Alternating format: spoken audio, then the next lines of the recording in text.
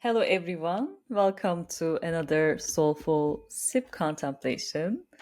As always, before we start, I would like to invite you to grab one of your favorite drinks, tea or coffee or a glass of water, and join me for this contemplation about one of my favorite books, The Little Prince by Antoine de Saint-Exupéry.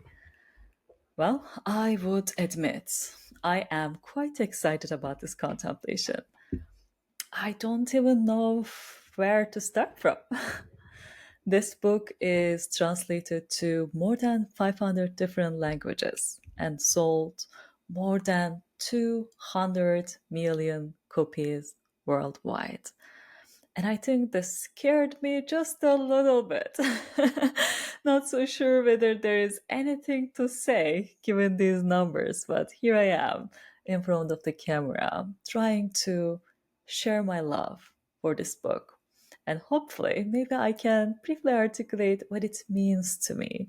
And if you didn't have a chance to meet with it yet, I hope this inspires you to meet with Little Prince, or if you had a chance to meet with him before, I hope this really gives you another invitation for listening to the Little Prince's story once again and see this time what will emerge through your interaction. Well, I think the numbers reveal the fact that this is one of the well known books of the world. Although it is classified as a children's book, or might be disguised under the fact that it is a simple, small book with lots of drawings in it, it could be told as a children's book, but it has one of the deepest philosophical discussions and conversations and questions hidden in it. And this is one of the reasons that I love this book so much. I don't even remember how many times I read it. And each time, depending on where I am in my own life journey, I was able to receive another wisdom, another message from this book. Well, there's so much in it. There is love, there is childish innocence, there is adventure, there is curiosity, there's friendships, the intimacy of human connections, there is romantic love, the pain of it, grief, loss. There are some cultural conversations about the society that we build and the problems that we create with this line of thinking. And through the imagination, there are beautiful invitations about other ways of thinking, other ways of living life. Another thing that I like about the children's book is the fact that it could give us a beautiful way of remembering that childish curiosity, innocence we once had. In day to day life, we are all busy, and most of us are ingrained in the details of life, having real jobs, having families. We are always in the problem solving mode, always mostly in the serious side of life. And sometimes this really closes us.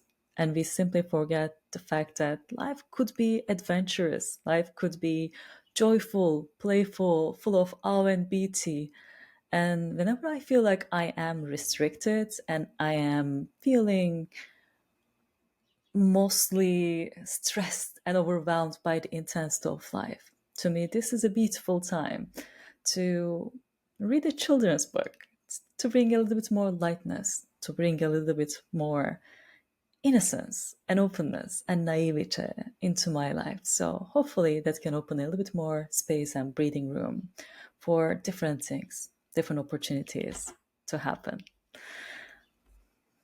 This makes me actually remember one of my favorite quotes from another Argentinian writer who says, "Stories help children sleep, but also awaken adults." Children books are beautiful gifts that can really help us to awaken the inner child in us and hopefully connect to that inner innocence that can open space for more beautiful things in life.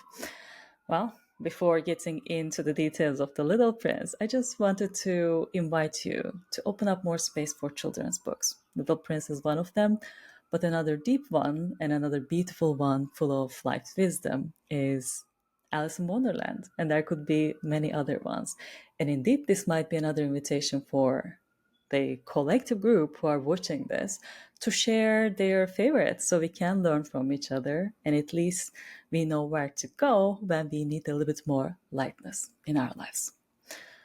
Okay, back to The Little Prince. Where shall we start? Well, given the book is tiny small, like its name, I don't want to spoil it too much by revealing the whole story, but just to give you a sense to understand what you might find in it, I would like to maybe talk a little bit about the first chapter.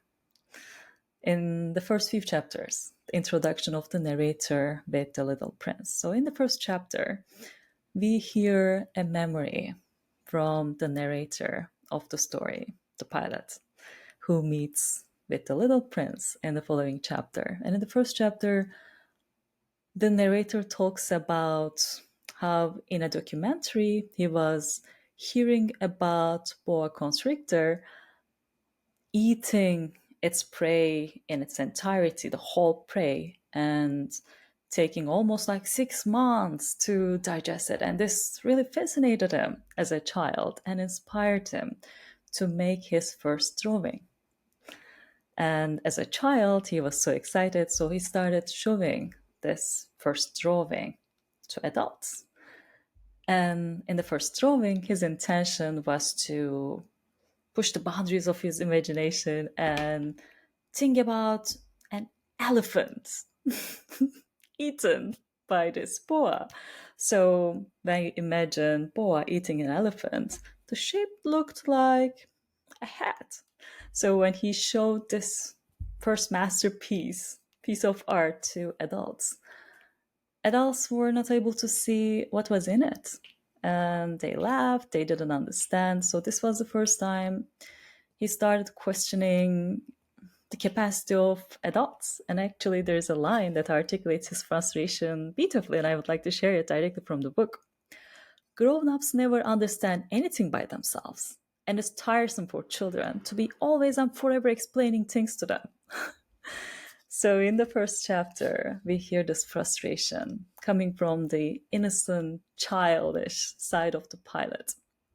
And in the second chapter, he meets with the little prince, who asks him to draw a sheep. And the pilot shows this masterpiece of him from the childhood to the prince. And the prince says, "No, I don't want a boa eating an elephant. I want you to draw a sheep." And this is how their relationship starts. Because they were able to see each other. They were able to meet in that innocent, innovative, imaginative, magical space where everything was possible.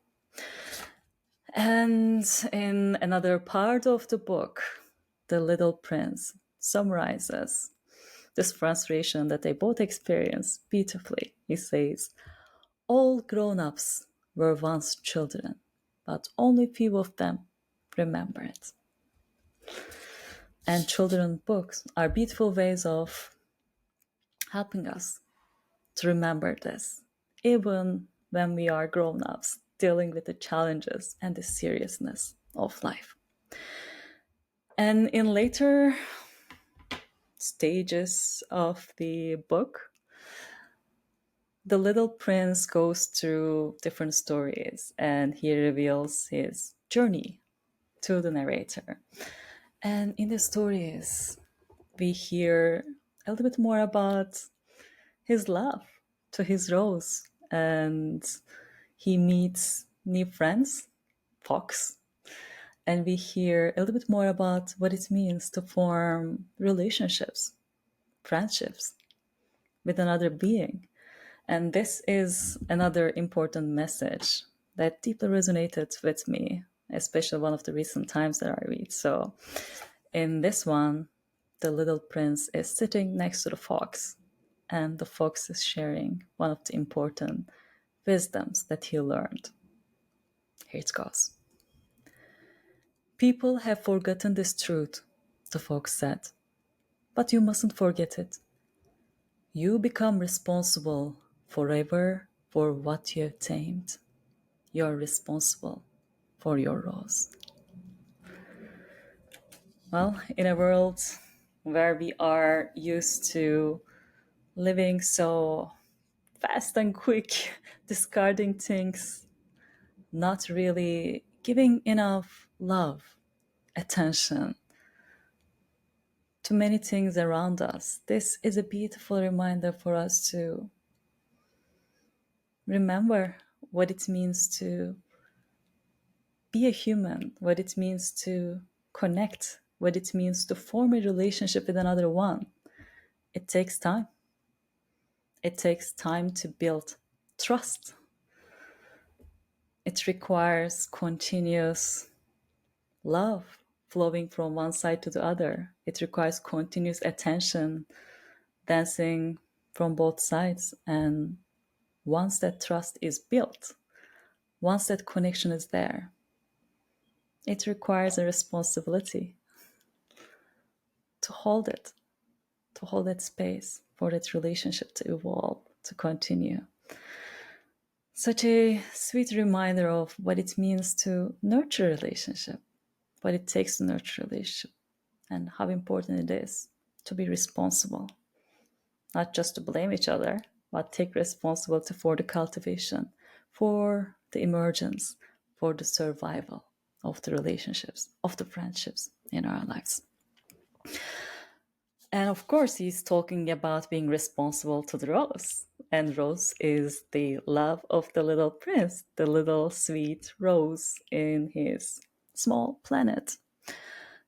And along the journey, the little prince realizes another important thing about his rose. It says, it's the time you have spent on your rose that makes your rose so important. Similar to what we discussed before, within the context of friendships, within the context of romantic relationships. Meaning comes with intention, attention that we put behind our actions. And yes, there might be millions of roses around, but one of them will mean something to you if you share your intention and attention continuously. That's a beautiful way of articulating romantic love. Finding that unity and connection within someone, and through that connection to someone, connecting with the universe and cosmos as well. And the last one is actually one of my favorite lines. Maybe the favorite line. It is only with the heart that one can see rightly what is essential is invisible to the eye. Beautiful, beautiful invitation, articulating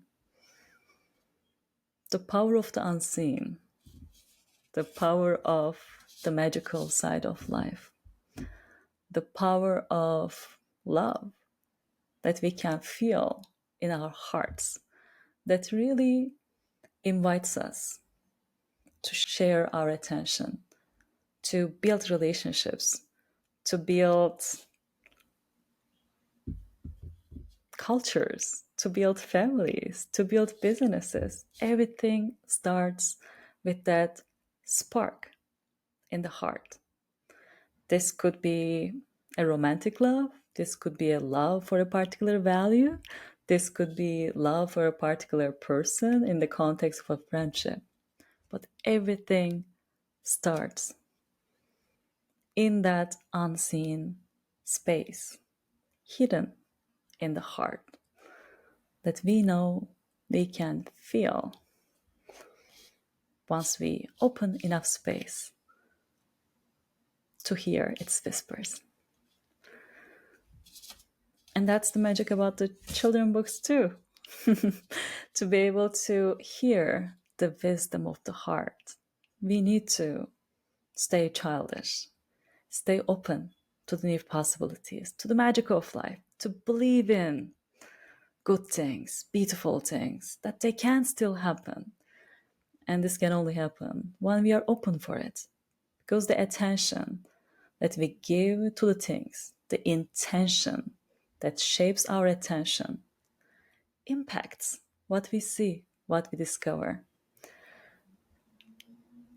Especially when we are overwhelmed with life.